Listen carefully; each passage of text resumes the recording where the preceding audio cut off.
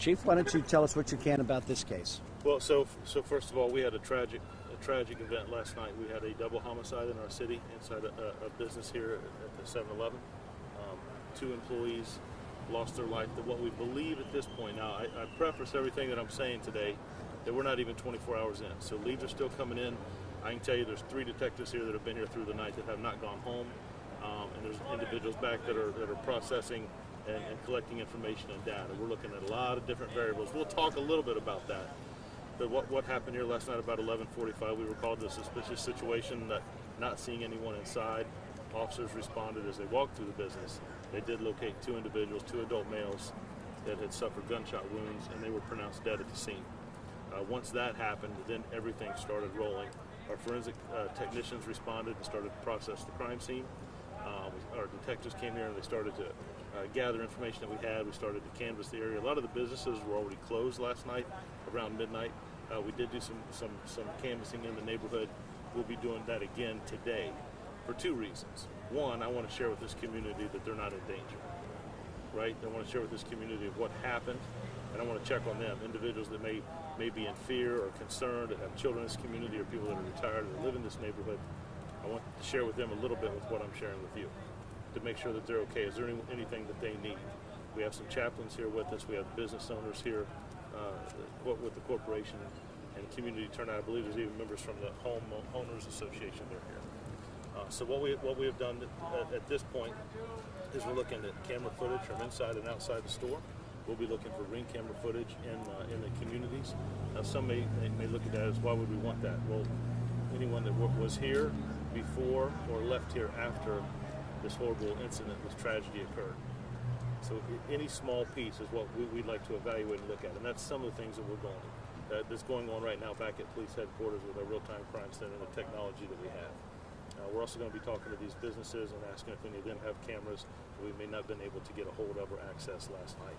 There's a strong homeowners association. They have already called. I've talked to them a little bit. They're here with us.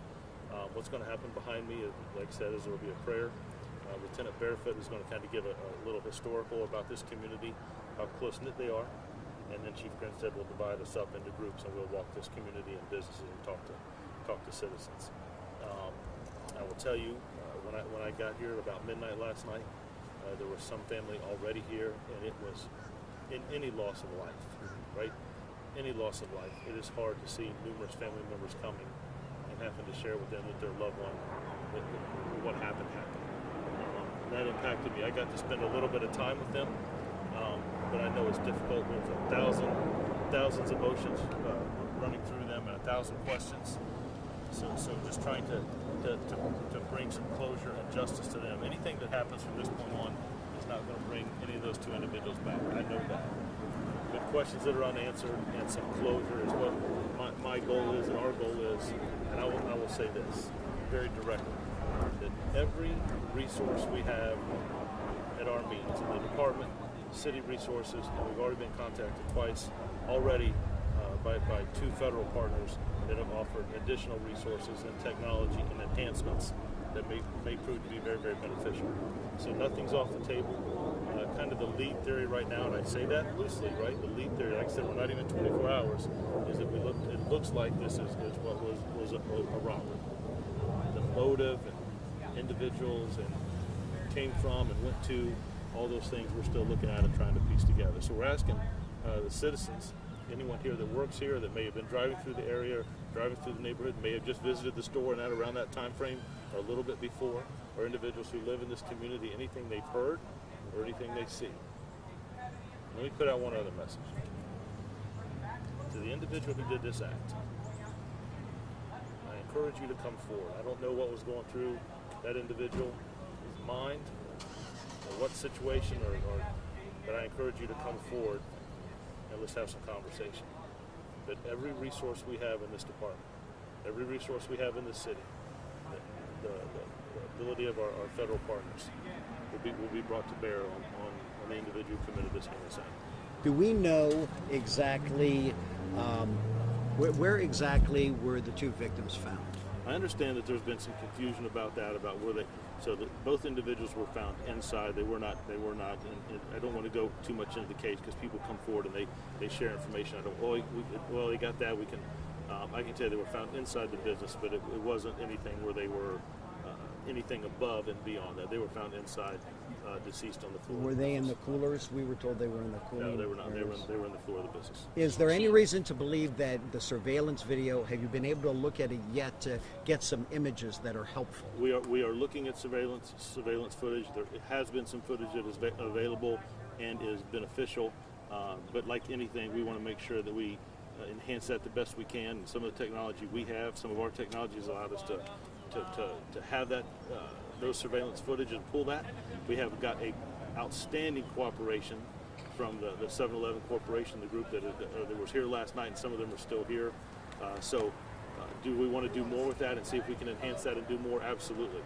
We're going to bring everything we can to bear, whether it's video footage, any type of fingerprints, information that might have been left behind, evidence, casings that were recovered, all those things will come into play, and my hope is, along with other witnesses, that may come forward and share some information with us. Chief, do any of the victims have any association with the owner of the 7-Eleven? So I'm not going to get into family relationships. What I can tell you is that two individuals that both were employees here lost their lives last night.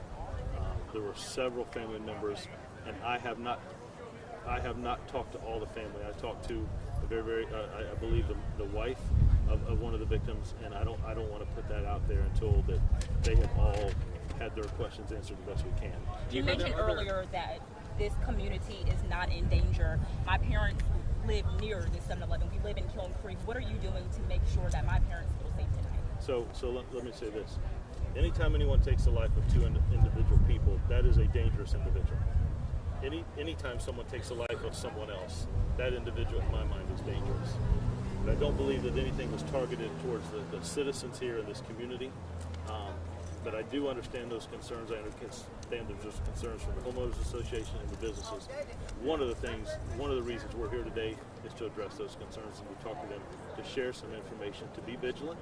If you see something that you think doesn't look right or something suspicious, a vehicle parked somewhere, someone that's going back and forth and not going into a store, someone just hanging out as you walk in, maybe goes another direction or says something out of the way. Those are things we want to know about. But those are some of the concerns that we're going to address. I will tell you, this is everything I've heard. This is a strong community, and these businesses and this store is loved by this community, and this is affecting a lot of people. Give me one second. Chief, were there any other businesses or residential homes that were impacted or hit last night? Is that part of the investigation? So there's no other. We don't have any information about any other businesses that were victims or homes that were victims. But I think when anything like this happens, when two people lose their lives, of a store that is visited, it has a lot of patronage from the community here. That impacts. Do we know how many people were involved? The nature of the caller, you said you got a call about a suspicious activity here. Was it a witness or? In general, an individual came here and they didn't see anyone initially in the store, and that raised some concern. Can you repeat that, or speak up a little? So there was an individual that came here, didn't see anyone inside, and that created some concern or suspicion. They notified the police responded, and we saw the two individuals. Do we know how many people were involved in what you believe to be the robbery, and do we know how much was taken? I don't want to get into what was taken, and I don't want to get into the numbers that involved yet because of information still coming through and things we're processing through. I'll make sure that we don't get confused with a suspect or suspects and individuals that were here and reported it and called and shared some information. But the person who alerted you was a customer who came in and said, hey, where is everyone? I think that's a fair description. It looks like right now we're looking at what we have at this point. It may develop into something more, right? Again, early stages, not even 24 hours. What we're looking for right now is one individual that we know was inside the business that committed this act. What's the time frame on releasing a suspect's information? Or? So I don't want to do anything prematurely. It's going to be that when I put information out there, I don't want to put information out, take it back, it'll be when we feel like it is the best information to put out.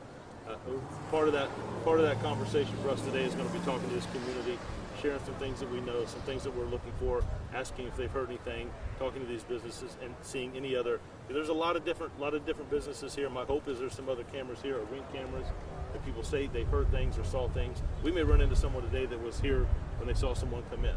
So I don't want to put different information. I don't want to be very, very concise, and hopefully we're still gathering that. So I would hate to put that into a time. Were the 7-Eleven cameras operating?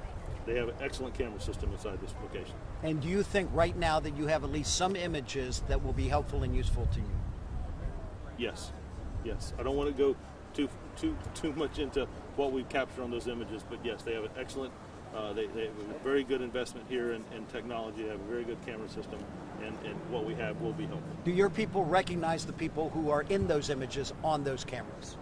So right now they're still going through that. If we recognized individuals that did this act, we would have warrants on file already.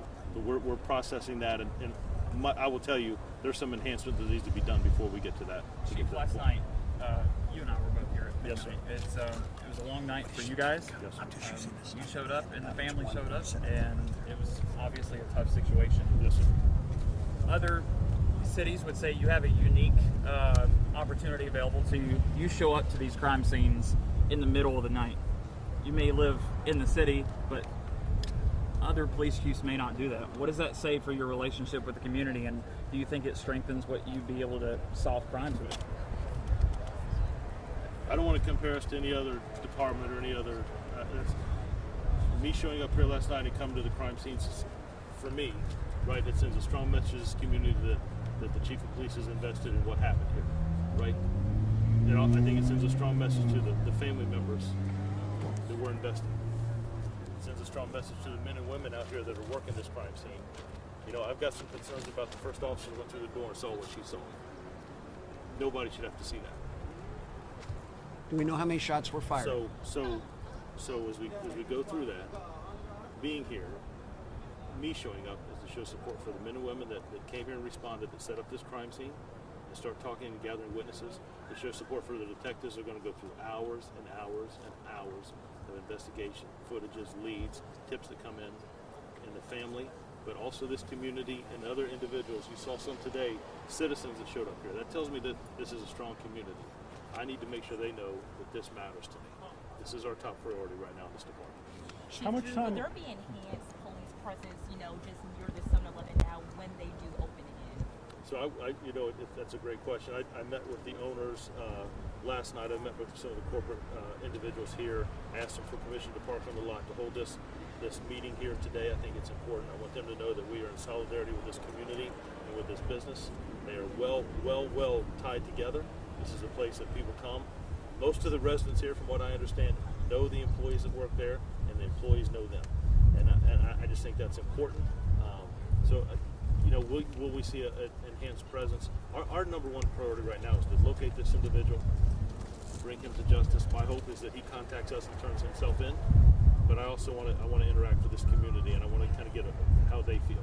Did the I know there were some current concerns, some calls that have come in. I know there's some concerns. Did the customer who showed?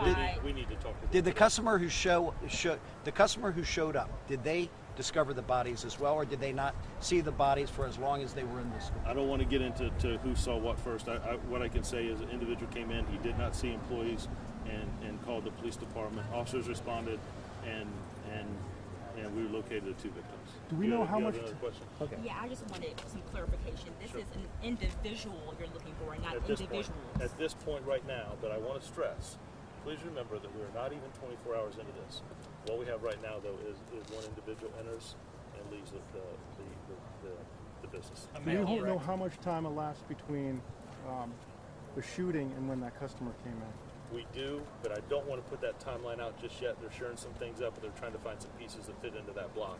So I want to keep that open, kind of loose right now. I want to give the detectives the chance to put some of those things together. I don't want to put too much of that information out. We'll confirm. We will put a timeline out for you, though, once it becomes a little sharper. But I don't want to get any misinformation. You will confirm it is a male subject that you're interested in? Appears to be an adult male at this time. Yes, sir. Okay. Okay. What my plan is, you've already seen. You can see some of the emotion behind me. I'm going to interact with some of the community here and just talk to some of the citizens. But I want to tell this community, I know that they are a strong community.